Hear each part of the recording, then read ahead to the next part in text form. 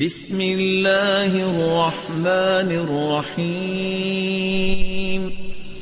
آج جو 8واں پارہ آپ نے سنا ہے، اس کی جو پہلی رہنمائی ہے، اس قدر خوبصورت رہنمائی ہے، اگر کسی بندے کو اس پہ ہی ایمان اور یقین نصیب ہو جائے تو اس کی کامیابی کے لیے یہ آیت ہی کافی ہے۔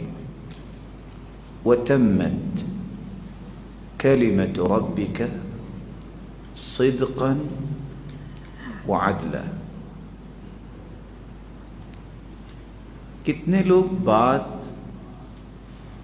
بڑی سچی کرتے ہیں اپنے اعتبار سے، لیکن وہ عدل کی بات نہیں ہوتی۔ اللہ عز و جلال کی ہر بات ہی صداقت اور عدالت کی اس معیار پہ ہے جو دنیا میں معیار پایا ہی نہیں جاتا۔ جو کچھ اللہ تعالیٰ نے فرما دیا ہے، اس سے بڑی سچائی اللہ نے دنیا میں اتاری ہی کوئی نہیں، اور اس قدر عدل کی بات ہے، اس قدر عدل کی بات ہے کہ دنیا نے ایسا عدل دیکھا ہی نہیں۔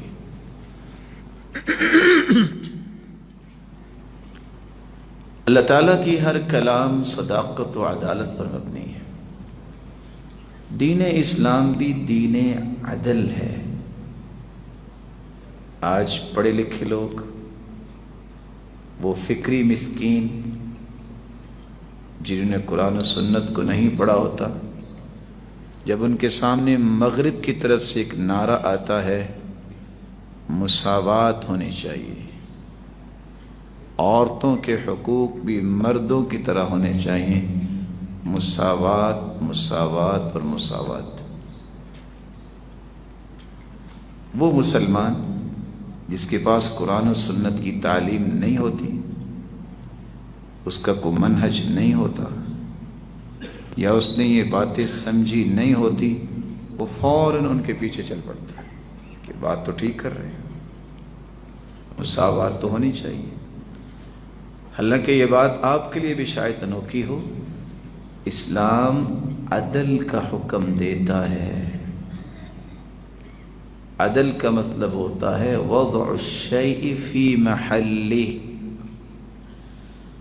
ہر چیز کو اس کی جگہ پہ رکھنا، ہر ایک کو اس کے پورے پورے حقوق دینا، اس کو عدل کہتے ہیں۔ مساوات کا مطلب یہ ہوتا ہے کہ سب کو برابر دینا، اور شاید کہ آپ کے علم میں نہیں کہ مساوات سے مراد کیا لی جاتی ہے۔ مغرب مساوات سے مراد یہ لیتا ہے، کوئی نبی ہے، کوئی صحابی ہے، کوئی تابعی ہے، کوئی تبع تابعی ہے، کوئی اس کے بعد والا ہے، والعیاذ باللہ دنیا کا غلیظ ترین انسان بھی اگر کوئی ہے تو سب برابر ہیں ان کے نزدیک۔ کیا آپ کو پسند ہے یہ مساوات کا مفہوم؟ مغرب یہ مساوات پیش کرتا ہے۔ ہمارا ایمان کیا ہے؟ ایک کھرب اگر نیک لوگ جمع ہو جائیں تو ایک تبع تابعی کا مقابلہ نہیں کر سکتے۔ ویسے تو اتنی تعداد نہیں تھی، لیکن صرف سمجھانے کے لیے، اگر ایک کھرب تبع تابعی ہو جائے تو ایک تابعی کے ایمان کا مقابلہ نہیں کر سکتے۔ ویسے تو تابعین کی بھی اتنی تعداد نہیں تھی، اگر وہ بھی 10 کھرب جمع ہو جائیں تو ایک صحابی کی عظمت کو نہیں پہنچ سکتے۔ صحابی بیان کرتے ہیں، اگر کسی کو عمر نوح دے دی جائے، 950 سال عبادت ہی کرتا رہے اور کوئی کام ہی نہ کرے، سجدوں میں پڑا ہے، قیام میں ہے، رکوع میں ہے، 950 سال اگر وہ عبادت کرتا رہے، کون؟ کوئی بھی صحابی کی ایک گھڑی جو اللہ کے رسول کے ساتھ گزری ہے اس کی عظمت کو یہ 950 سال کی عبادت نہیں پہنچ سکتی۔ ویسے تو صحابہ کی بھی تعداد آپ کے علم میں 1,44,000 صحابہ حجۃ الوداع کے موقع پہ تھے۔ اگر 100 کھرب بھی ہوتے صحابہ تو کسی نبی کی شان کو نہیں پہنچ سکتا۔ اس لیے سب سے پہلے یہاں سے ایک چیز آج نکال دیجئے، اسلام دین عدل ہے، دین مساوات نہیں ہے۔ عدل یہ ہے کسی کا قد 7 فٹ ہے تو اس کے پورے حقوق دیے جائے، کسی کو اللہ نے 4.5 فٹ کا بنایا ہے تو اس کے حقوق بھی پورے دیے جائیں، یہ ہے عدل۔ اور مساوات کیا ہے؟ 7 فٹ کو کاٹو، نیچے لاؤ اور نیچے والے کے اوپر لاؤ، برابر کرو، ہو جائے گا؟ بولیے، نہیں ہو سکتا۔ جس کو اللہ نے نیک بنایا ہے، نیک بنایا ہے، وہ اس نے محنت کی، ایک شخص قابل بنا ہے اپنی کوشش سے، بقدر الکد تنقسم المعالی، اور ایک شخص کو الف با نہیں آتی، دونوں برابر ہیں۔ قل هل يستوي الاعمى والبصير، کیا جس کو آنکھوں سے نظر آتا ہے اور جس کو نظر نہیں آتا دونوں برابر ہیں؟ ام هل تستوي الظلمات والنور، کیا دن کا اجالا اور رات کی تاریکی برابر ہے؟ کس چیز کا مطالبہ کر رہے ہیں کہ مساوات ہو؟ یہ مغرب کا نعرہ تھا، مسلمانوں نے اس کو ہاتھوں ہاتھ لے لیا، اور ان بیچاروں کو یہ پتہ ہی نہیں ہے کہ اس کا معنی کیا لے رہے ہیں مغرب والے۔ تو دین عدل ہے، بمنطق المساواہ، مساوات کا منطق اگر چلایا جائے تو ایک دن یہ بھی آئے گا، لکھنے والے لکھتے ہیں کہ مساوات کا مطالبہ کرنے والے اس کا کیا جواب دیں گے؟ مساوات تو پھر یہ ہے نا مرد و عورت کی، کہ 1 سال عورت بچہ جنے گی، 1 سال مرد بچہ جنے گا، ٹھیک ہے، مساوات ہے نا۔ یہ اللہ ذوالجلال کا عدل ہے، اللہ ذوالجلال کا یہ عدل ہے، پورا نظام عدل پہ قائم ہے۔ جو فیصلے اللہ نے کر دیے ہیں وہی صحیح فیصلے ہیں۔ ہاں، شریعت نے ایک بات کہی ہے، اعدلوا بین اولادکم، زندگی میں تمہاری اولاد ہے،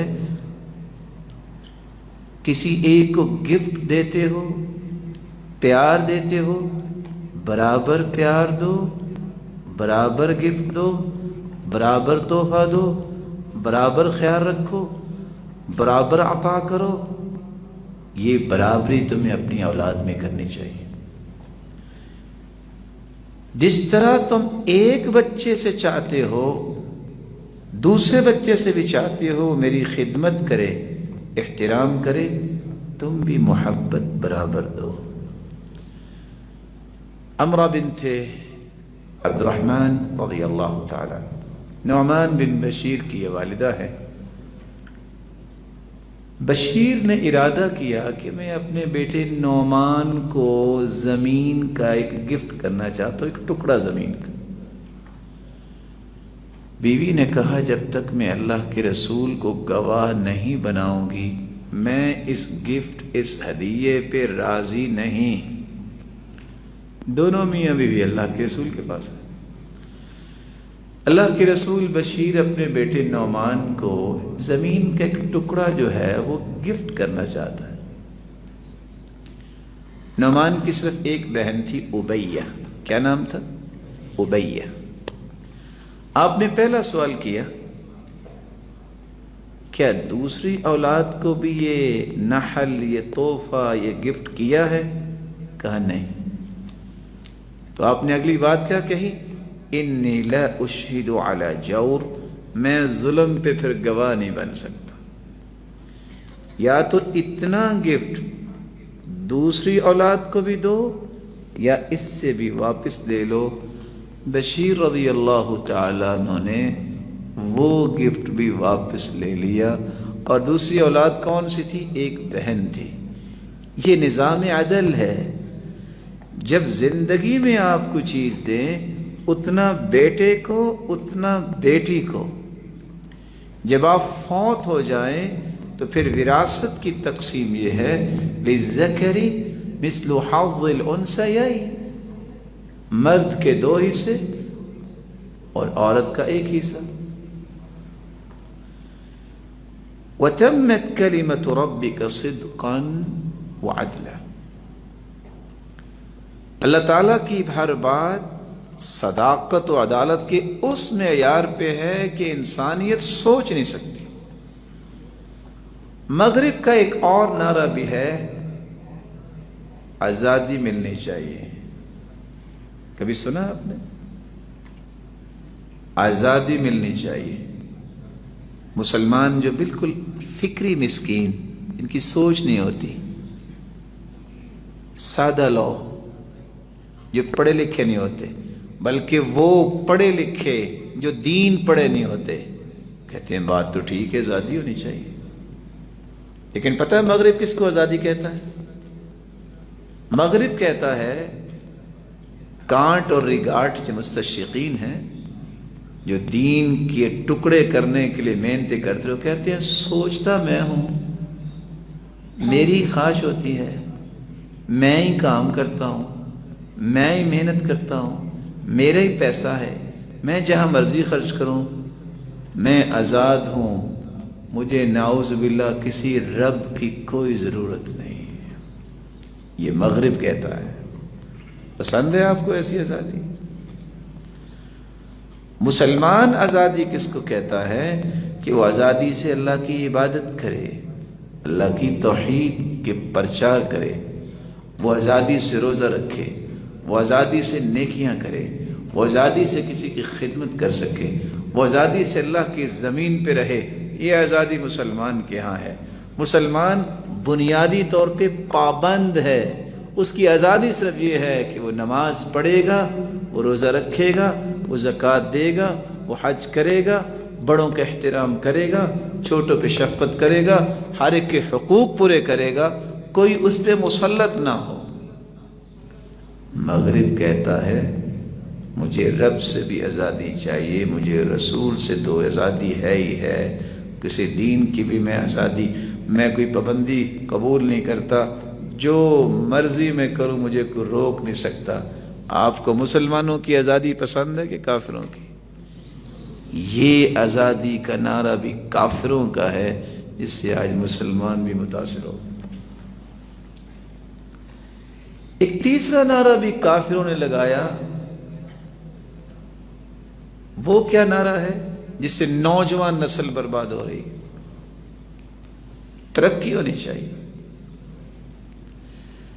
ترقی کے لفظ کے پیچھے ایمان جاتا ہے تو جائے، عزت جاتی ہے تو جائے،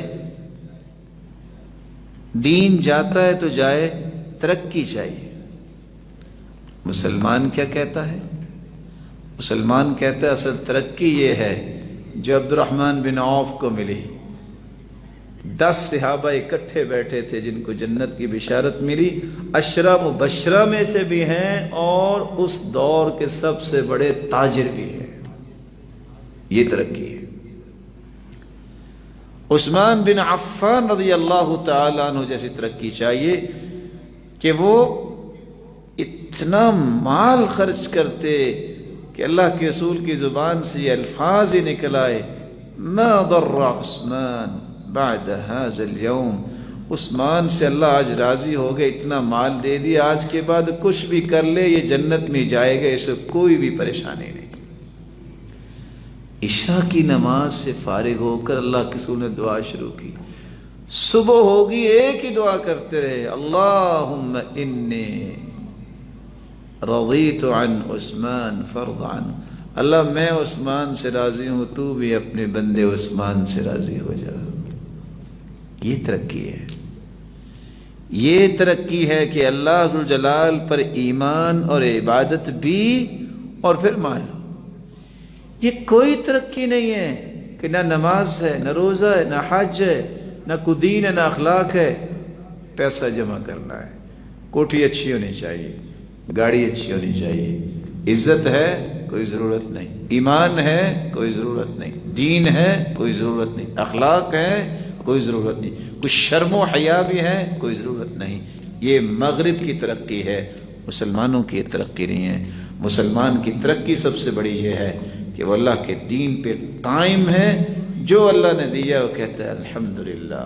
میں اللہ ذو جلال کا تقرب حاصل کرنے کو ترقی اپنی سمجھتا ہوں. دوسرا پیغام اللہ تعالیٰ نے اس بارے میں دیا ہے، وہ بھی سمجھنے والا ہے.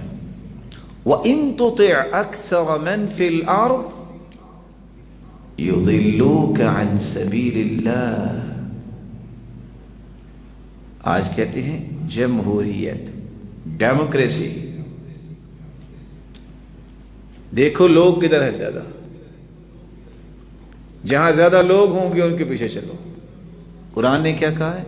وَإِن تُطِعْ أَكْثَرَ مَنْ فِي الْأَرْضِ يُضِلُّوكَ عَنْ سَبِيلِ اللَّهِ.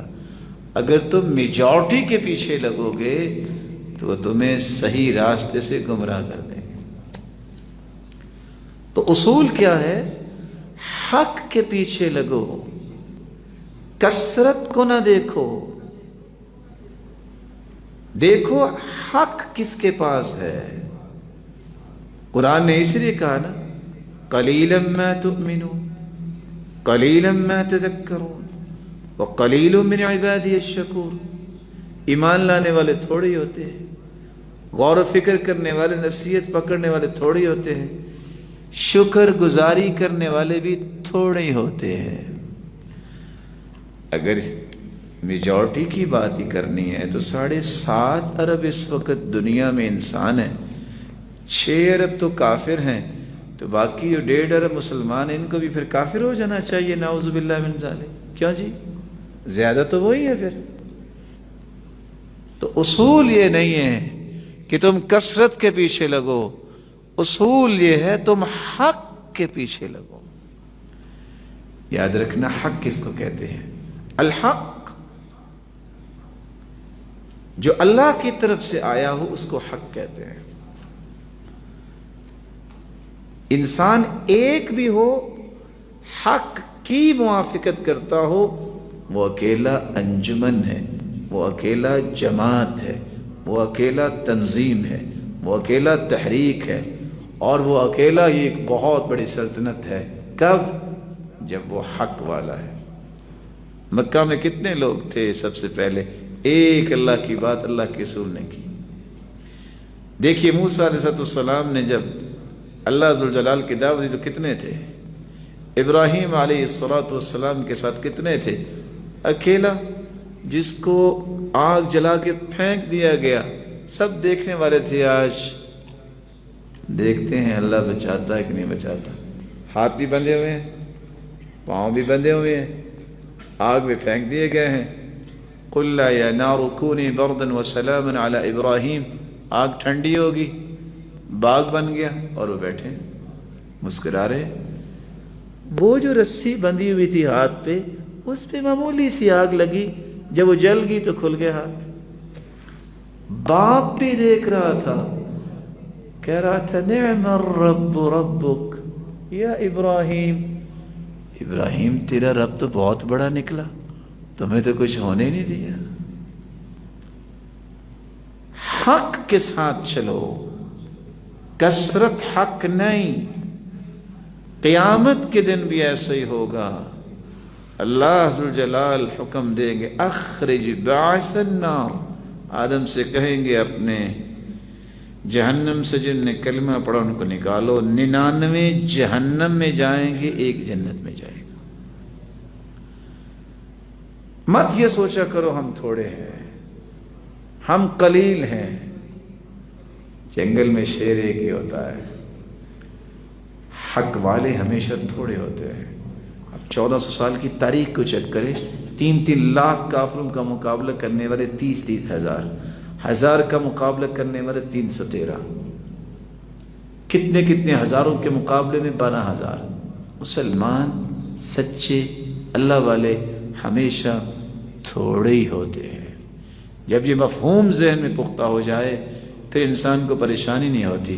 حدیث میں سنائی دیتا ہوں، جو لوگ کہتے ہیں کہ نہیں کثرت ہونی چاہیے، اللہ قیامت کے دن انبیاء کو بلائیں گے، وَالنَّبِيُّ يَمْشِي مَعَهُ الْعَشَرَةُ، ایک نبی کے صرف 10 امتی ہوں گے۔ کتنے؟ وَالنَّبِيُّ يَمْشِي مَعَهُ الْخَمْسَةُ، ایک نبی کے ساتھ صرف 5 امتی آئیں گے۔ وَالنَّبِيُّ يَمْشِي مَعَهُ وَاحِدٌ، ایک نبی اور ایک امتی آئے گا۔ وَالنَّبِيُّ يَمْشِي وَحْدَهُ، اور ایک نبی اکیلا ہی آئے گا، اس کا امتی کوئی بنا ہی نہیں۔ وہ کامیاب ہے کہ ناکام؟ کامیاب ہے، وہ جنت میں جائیں گے۔ معیار حق کثرت نہیں بلکہ حق کی موافقت۔ ایک تیسرا پیغام بھی اس پارے کے اندر اللہ ذو الجلال نے دیا ہے، اور وہ کیسا کمال کا پیغام ہے۔ وَكَذَلِكَ جَعَلْنَا فِي كُلِّ قَرْيَةٍ أَكَابِرَ مُجْرِمِيهَا لِيَمْكُرُوا فِيهَا، ہر بستی میں کوئی نہ کوئی مجرم ضرور ہوتا ہے، اور ہوتا بھی وہ بڑا ہے، جو لوگوں کے عقائد، منہج، دین کے بگاڑ کا سبب ہوتا ہے۔ اکابر مجرمین، چودھری مجرم ہوتا ہے، پوری قوم پھر اس ڈگر پہ چلتی ہے۔ یہ قانون ہے۔ وَكَذَلِكَ جَعَلْنَا فِي كُلِّ قَرْيَةٍ أَكَابِرَ مُجْرِمِيهَا لِيَمْكُرُوا فِيهَا وَمَا يَمْكُرُونَ إِلَّا بِأَنفُسِهِمْ، یہ مکاریاں پھر وہ کرتے ہیں، اور وہ مکاریاں لوگوں کے ساتھ کرتے ہیں، حقیقت میں وہ اپنے ساتھ ہی کر رہے ہوتے ہیں، کیونکہ قیامت کو اس کا خمیازہ بھی بھگتنا ہے تو ان بڑے مجرموں نے بھگتنا ہے۔ آپ سوچ رہے ہوں گے کہ قرآن کی اس آیت میں بڑے مجرم کیوں کہہ دیا؟ نچلی قوم ہمیشہ بڑے کے دین پہ ہوتی ہے۔ عبد الملک بن مروان کے بیٹے بادشاہ تھے، ولید بھی بادشاہ تھا، سلیمان بھی بادشاہ تھا، ہشام بھی بادشاہ تھا۔ تینوں کی مینٹیلٹی مختلف تھی۔ ایک بلڈنگز بنانے کا بڑا شوقین تھا، جب وہ بادشاہ بنا ہر روز لوگ اٹھتے کہتے کیا کمال کی بلڈنگ ہے، کون بنا رہا ہے؟ سوچ تھی بڑے کی۔ دوسرا بندہ گانوں کا بڑا رسیہ تھا، رقص بڑا دیکھتا تھا، تو لوگ اٹھتے کہتے تمہیں پتہ ہے کیا کمال کا گانا تھا؟ عمر بن عبد العزیز رحمت اللہ علیہ جب وہ بادشاہ بنے، لوگ سب اٹھ کے کہتے تھے رات تہجد میں کتنے پارے پڑھے، کیونکہ وہ خود بھی تہجد پڑھتا تھا۔ بڑے کا جو دین اور سوچ اور فکر ہوتی ہے وہ چھوٹے کی ہوتی ہے۔ اگر کوئی ذلیل انسان بڑا بن جائے، یہ ذلت سرایت کر جاتی ہے پوری قوم میں۔ اللہ کے رسول کے سامنے دودھ کا پیالہ، شراب کا پیالہ معراج پہ پیش کیا گیا، اللہ کے رسول نے دودھ لے لیا۔ فرشتہ جبریل نے کہا اصبت الفطرہ، آپ نے فطرت کو لے لیا۔ ولو اخذت الخمر لغوت امتک، اگر آپ شراب لے لیتے نا تو آپ کی پوری امت گمراہ ہو جاتی۔ کیسے پوری امت گمراہ ہو جاتی؟ بڑے کی غلطی پوری قوم کی غلطی ہوتی ہے، بڑے کی نیکی پوری قوم کے اندر آتی ہے۔ اس لیے دعا یہ کرنی چاہیے اللہ ذوالجلال بڑے نیک بنائے، اس کو دیکھ کے چھوٹے بھی پھر نیک بنتے ہیں۔ اور ایک چوتھا پیغام بھی اس سے ملتا جلتا ہے، وَكَذَلِكَ جَعَلْنَا لِكُلِّ نَبِيٍّ عَدُوًّا شَيَاطِينَ الْإِنسِ وَالْجِنِّ، ہر نبی کے دو قسم کے دشمن تھے، انسان بھی، جن بھی، اور دونوں شیطان۔ صحابی ابو ذر رضی اللہ تعالیٰ عنہ کہتے ہیں مسجد میں بیٹھے تھے تو اللہ کے رسول نے فوراً کہا تعوذوا من شیاطین الانس والجن، اللہ سے پناہ مانگو کہ اللہ تمہیں شیطانوں سے بچائے جو جنوں میں سے ہیں اور انسانوں میں سے ہیں۔ تو فٹ سے سوال کرتے ہیں سیدنا ابو ذر یا رسول اللہ اول الانس شیاطین، انسانوں سے بھی شیطان ہوتے ہیں؟ تو اللہ کے رسول نے یہ آیت پڑھ کے سنائی وَكَذَلِكَ جَعَلْنَا لِكُلِّ نَبِيٍّ عَدُوًّا شَيَاطِينَ الْإِنسِ وَالْجِنِّ، ہم نے ہر نبی کے دشمن بنائے جو شیطان تھے، جنوں میں سے بھی اور انسانوں میں سے بھی۔ وہ انسان جو اللہ کے دین کی راہ میں رکاوٹ بنتا ہے وہ شیطان ہی تو ہوتا ہے۔ ہر سرکش چیز کو شیطان عربی میں کہتے ہیں۔ سیدنا عمر رضی اللہ تعالیٰ عنہ خچر پہ بیٹھے، وہ اچھلنے لگ گیا، تبختر کرنے لگ گیا، تو سیدنا عمر کیا کہتے ہیں؟ ما حملتمونی الا علی شیطانا، یہ خچر ہے، تم نے مجھے شیطان پہ سوار کر دیا۔ سرکش چیز کو شیطان کہتے ہیں۔ آپ نے بھی دیکھا ہوگا گھر میں بچے کوئی ABC غلط کر رہے ہوں تو کیا کہتے ہیں؟ اوے تم نے شیطان باز آنا ہے کہ نہیں آنا؟ کیا تم شیطان پوڑیاں کر رہے ہو؟ تو ہر غلط حرکت کو شیطانی حرکت کہا جاتا ہے۔ ایک 5واں پیغام بھی اللہ تعالیٰ نے دیا ہے جو ہمارے معاشرے میں موجود ہے۔ وَجَعَلُوا مِمَّا زَرَعَ مِنَ الْحَرْثِ وَالْأَنْعَامِ نَصِيبًا فَقَالُوا هَذَا لِلَّهِ بِزَعْمِهِمْ وَهَذَا لِشُرَكَائِنَا، کچھ جانور، کچھ غلہ اور اناج کہتے یہ تو اللہ کے لیے ہے، یہ جن کی ہم پوجا کرتے ہیں، جو اللہ کا ہے وہ ادھر آ سکتا ہے، لیکن جو ہمارے بڑوں کا ہے نا یہ اللہ کی طرف نہیں جا سکتا۔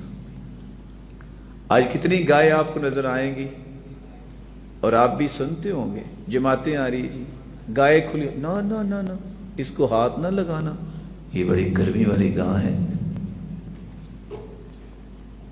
اس کو کھلا پلا دو جو دینا ہے، اس کے ساتھ پیسے باندھ دو، اس کو ہاتھ نہیں لگانا۔ اس کو واقعی لوگ ہاتھ نہیں لگاتے، اور اگر کوئی کہہ دے یہ تو میں نے قربانی کے لیا ہے، تم تھوڑی سی آنکھ لگا کے دیکھو، اڑا کے لے جائیں گے۔ اللہ کا خوف نہیں ہے۔ یہ اس وقت بھی تھا، آج بھی مجرم لوگ ایسا ہی کرتے ہیں۔ اللہ ذوالجلال کے نام پہ کوئی چیز ہے اس کا کوئی احترام نہیں ہے، اس کی کوئی عزت نہیں ہے، لیکن غیر اللہ کے نام کی چیز کا احترام بھی ہے اور عزت بھی ہے۔ اللہ ذوالجلال ہمیں شرک سے محفوظ فرمائے۔ آپ نے وہ روایت سنی ہوگی، میرا نہیں خیال کہ آپ نے کوئی دکان دیکھی ہو، کوئی ہے دکان جہاں سے مکھیاں بکتی ہوں؟ بولے۔ حدیث میں آتا ہے ایک شخص جا رہا تھا، 2 شخص جا رہے تھے، تو دونوں کو پکڑ لیا، انہوں نے کہا کہ دیوی کے نام پہ کوئی چیز جو ہے وہ قربان کرے۔ ایک نے کہا میں تو نہیں کروں گا، کہا ولو ذباباً، چلو مکھی کا چڑھاوا چڑھا دو۔ اس نے کہا مکھی بھی اللہ کی مخلوق ہے، میں بھی اللہ کے سوا کسی کے نام پہ چڑھاوا نہیں چڑھاؤں۔ فقتلوا، اس کو قتل کر دیا، فدخل الجنہ، وہ جنت میں چلا گیا۔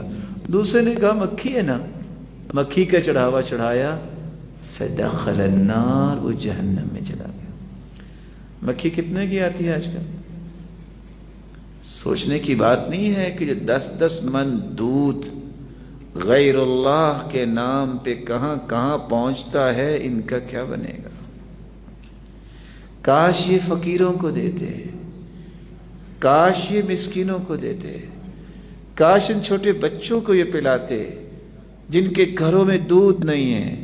حدیث میں آتا ہے سب سے بہترین صدقہ یہ ہے، سب سے بہترین صدقہ یہ ہے کہ دودھ والی بکری کسی بھائی کو تحفے میں دے دو۔ سچ بتائیے کہ کبھی کسی نے دیا ایسا؟ بہترین صدقہ، دودھ والی بکری کسی کو تحفے میں دے دو۔ اللہ ذوالجلال ہمیں ہر کام اللہ کی رضا کے لیے کرنے کی توفیق عطا فرمائے۔ ایک چھٹا پیغام بھی اللہ تعالیٰ نے اس پارے کے اندر دیا ہے، فرمایا بچوں کو قتل نہ کیا کرو، نحن نرزقکم وإیاہم، ان کو بھی رزق ہم دیتے ہیں اور تمہیں بھی رزق ہم دیتے ہیں۔ بچوں کا قتل کس طرح ہے؟ ایک بچوں کا قتل یہ ہے کہ اس کو پیدا ہی نہیں ہونے دینا۔ جو مغرب نے کافر نے آج سوچا کہ مسلمان اگر بڑھ گئے تو پھر تو مسئلہ بن جائے گا، اس لیے قانون یہ بنایا بچے 2 ہی اچھے۔ یہ کسی مسلمان کا نعرہ نہیں ہے، یہ تو کافروں کی سوچ ہے۔ مسلمان کہتے ہیں بچے جتنے بھی ہوں اچھے، کیونکہ یہ اللہ کی نعمت ہے۔ یہ 2 کا قانون اسلام کے اندر نہیں ہے، بلکہ حکم کیا ہے؟ تزوجوا الولود الودود فإني مكاثر بكم الأمم يوم القيامة۔ ایسی عورتوں سے شادی کرو جن کے بچے زیادہ ہوں، جو خامدوں کو، اپنے خامد کو ٹوٹ کے چاہنے والی ہوں۔ قیامت کے دن میں اپنی زیادہ امت کی وجہ سے تمام انبیاء پہ فخر کروں گا۔ عمر رضی اللہ تعالیٰ عنہ کہتے ہیں میں شادی کبھی اس لیے کرتا ہوں کیونکہ انہوں نے کافی شادیاں کی نا، میری ضرورت نہیں ہوتی، میں صرف اس نظریے سے شادی کرتا ہوں میری وجہ سے قیامت کے دن اللہ کے رسول فخر کرنے والے بنیں گے، میں بھی آپ کے فخر کا سبب بنوں گا۔ ایک قتل یہ ہے کہ اللہ ذو الجلال نے امید لگائی اور ظالم نے ظلم کیا، اس کے ٹکڑے کروائے اور اسے ضائع کروا دیا۔ جرم ہے، جرم ہے، اس سے بچنا چاہیے۔ الوعد الخفی، یہ خفیہ زندہ درگور کرنا ہے، اور اگر 4 ماہ کے بعد بارشن کروایا جائے، ضائع کروایا جائے، غرۃ عبد، اس کو دیت دینی پڑے گی۔ کیسی دیت؟ غرۃ عبد او امہ، ایک غلام آزاد کرنا جو مسلمانوں کے بیت المال میں جمع کروائیں۔ یہ قتل ہے، اس لیے حدیث کہتی ہے نا وَالسِّقْطُ يُصَلَّ عَلَيْهِ، 4 ماہ سے زیادہ مدت کا اگر بچہ ہو، فوت ہو جائے، اس کا جنازہ پڑھا جاتا ہے کیونکہ وہ جان ہے۔ نحن نرزقکم وإیاہم، تمہیں بھی ہم رزق دیتے ہیں اور بچوں کو بھی ہم رزق دیتے ہیں۔ بچے تمہارا کچھ نہیں کھاتے، وہ اپنا رزق لے کے آتے ہیں۔ یہی تو آج سمجھ نہیں ہے کسی کو۔ جب بچہ ابھی دنیا میں نہیں آیا ہوتا، 4 ماہ کا ہوتا ہے، جو رزق اس نے کھانا ہے زندگی کی آخری سانس تک، وہ اللہ فرشتے کے ذریعے لکھوا دیتے ہیں۔ پلاننگ 5 مہینے پہلے مکمل ہو چکی ہوتی۔ ہم تو نوکریوں پہ روتے ہیں نا، ہمیں نوکری نہیں ملتی، لیکن ہر مسلمان کو اللہ نے جو رزق دینا ہے، ہر انسان کو، وہ 4 مہینے کا ہوتا ہے، اس کی پوری ہسٹری پلانڈ ہو جاتی ہے۔ ایک چھٹا پیغام بھی اس پارے کے اندر ہے، قُلْ إِنَّ صَلَاتِي وَنُسُكِي وَمَحْيَايَ وَمَمَاتِي لِلَّهِ رَبِّ الْعَالَمِينَ۔ نماز پڑھیں تو کس کے لیے؟ قربانی کریں تو کس کے لیے؟ جب یہ بات مجھے اور آپ کو سمجھ آ جائے کہ اللہ کے لیے نماز ہے تو میری اور آپ کی پریشانی ختم ہو جانی چاہیے۔ قربانی بھی اللہ کے لیے ہے، بلکہ حیاتی کلھا للہ، میری ساری زندگی کا مقصد یہ اللہ کی رضا ہونا چاہیے۔ اللہ ہمیں ایسی زندگی نصیب فرمائے۔ ایک 7واں پیغام جو بڑا لمبا پیغام اس بارے میں ہے، شیطان اور انسان کی دشمنی شروع ہو گئی۔ ہوا کیا؟ اللہ تعالیٰ نے سیدنا آدم علیہ السلام کو 3 قسم کی مٹیوں سے بنایا، سیاہ، سفید، سرخ۔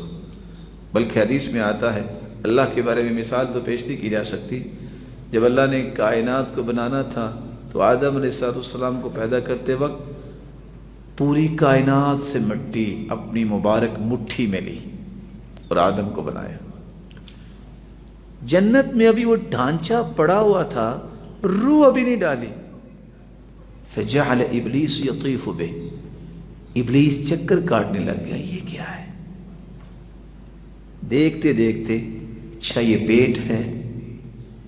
فلما رآہ اجوف قال ظفرت بہ، ابھی روح نہیں آئی۔ جب پیٹ دیکھا تو کہتا میں کامیاب ہو گیا۔ دوسری روایت میں آتا ہے فلما رآہ اجوف، جب آدم علیہ السلام کو دیکھا کہ ان کا پیٹ بھی بنا ہوا ہے تو کیا کہتا ہے؟ عرف انہ خلق خلقا لا یتمالک، جب تک انسان کے ساتھ پیٹ لگا ہے شیطان کہتا ہے میں اس کے ذریعے اس میں داخل ہو سکوں گا، اور جب تک پیٹ ہے یہ اپنے آپ پہ کنٹرول نہیں کر سکے گا۔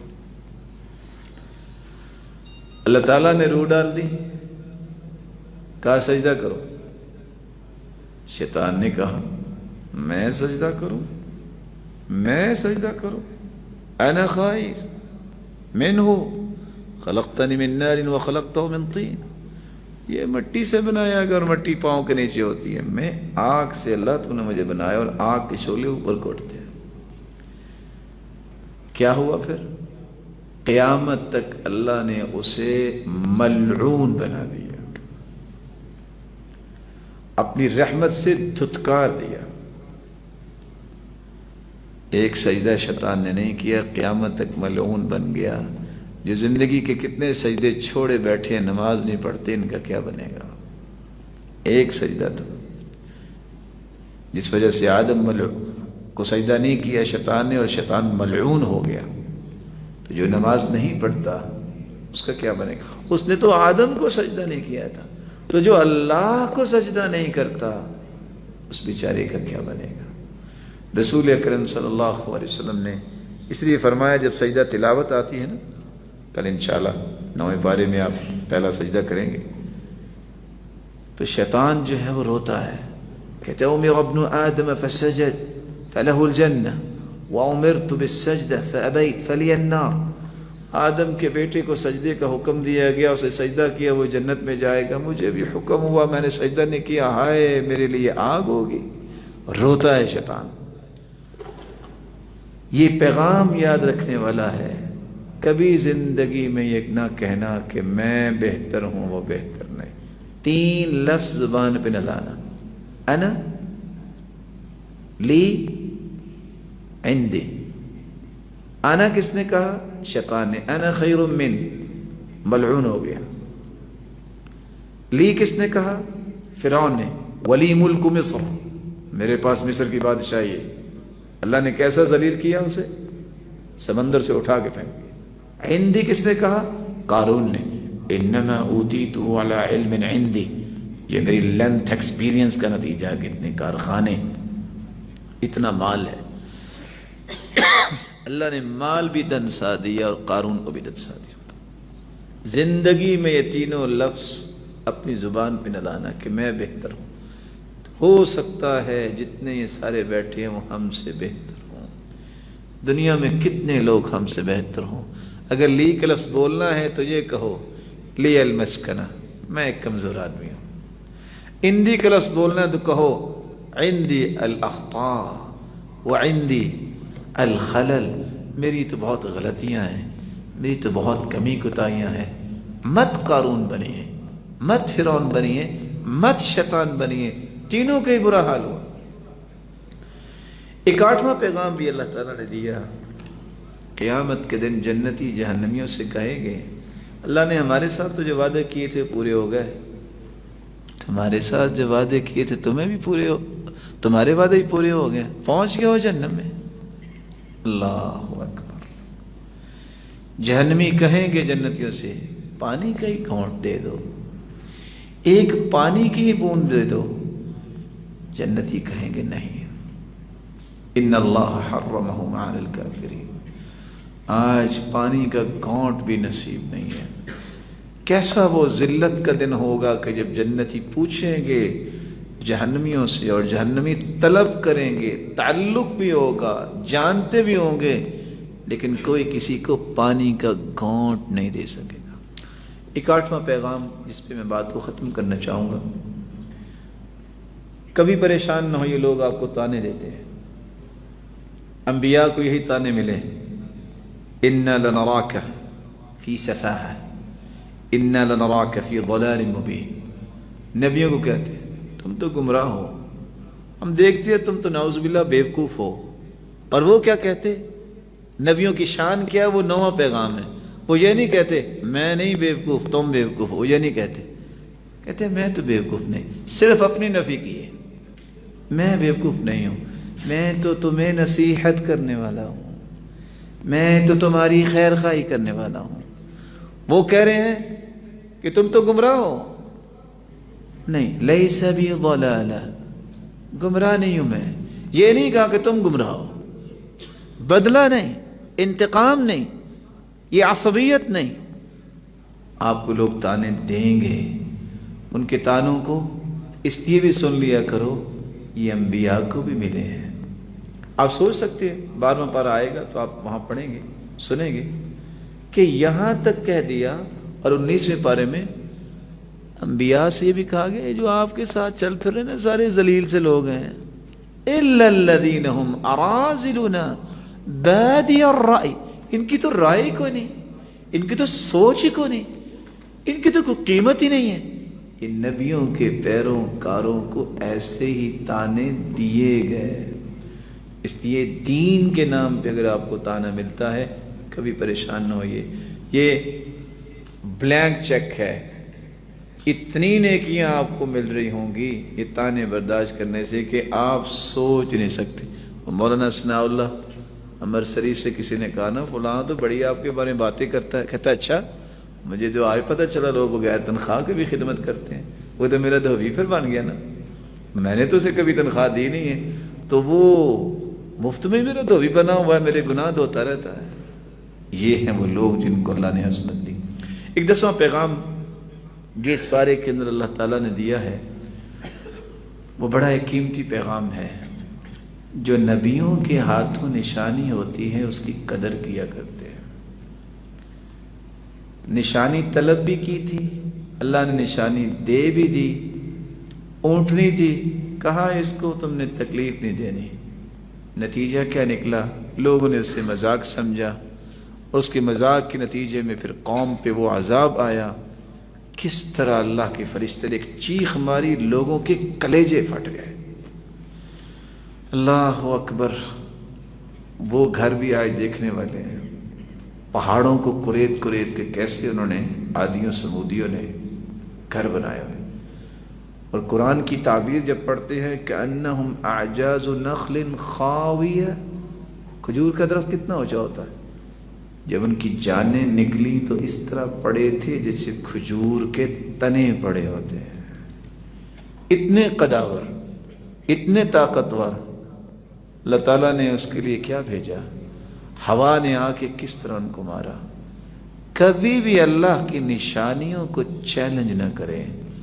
اللہ کی نشانیوں میں سے ایک نشانی کا تذکرہ میں بھی کر دیتا ہوں جو امام شافعی نے بیان کی ہے۔ امام شافعی کہا کرتے تھے اذا لم يكن العلماء اولیاء فمن يكن، اگر علماء بھی اللہ کے ولی نہیں تو کون ہے؟ اور ساتھ یہ کہتے تھے اگر کوئی عمل کرنے والا عالم ہے تو یہ چلتی پھرتی اللہ کی زمین پر اللہ کی نشانی ہے، کبھی ان سے دشمنی نہ کرے، اللہ کے ولیوں سے کبھی دشمنی نہ کرے۔ من عاد لی ولیا فقد آذنته بالحرب، اللہ ذوالجلال فرماتے جو میرے ولی سے دشمنی کرتا ہے میرے ساتھ جنگ کرنے کے لیے تیار ہو جائے۔ اللہ ذوالجلال ہمیں ولیوں کی صف میں شامل فرمائے۔ ولی کی تعریف قرآن نے کی ہے، وہ سمجھ لو، الا ان اولیاء اللہ لا خوف علیہم ولا هم يحزنون الذین آمنوا وكانوا يتقون۔ ولی وہ ہوتا ہے جو ایمان کے بعد تقوی اختیار کرتا ہے، اس کو ولی کہتے ہیں۔ اللہ ہمیں بھی ایسے لوگوں کی شب میں شامل فرمائے۔ اللہ ذوالجلال جتنے یہ روشن چہرے بیٹھے ہیں ان کو اپنی رحمت کا سایہ نصیب فرمائے، ہر قسم کی خوشی نصیب فرمائے، بیماریوں سے بچائے۔ اور جو بھی یہ بات سن رہے ہیں مولا کریم اس مبارک مہینے میں سب کو معاف فرما، سب کو جہنم سے آزاد فرما اور جنت کا وارث بنا، اور قیامت کو اپنے محبوب کا ساتھ نصیب فرما اور اپنا دیدار نصیب فرما۔ وآخر دعوانا الحمد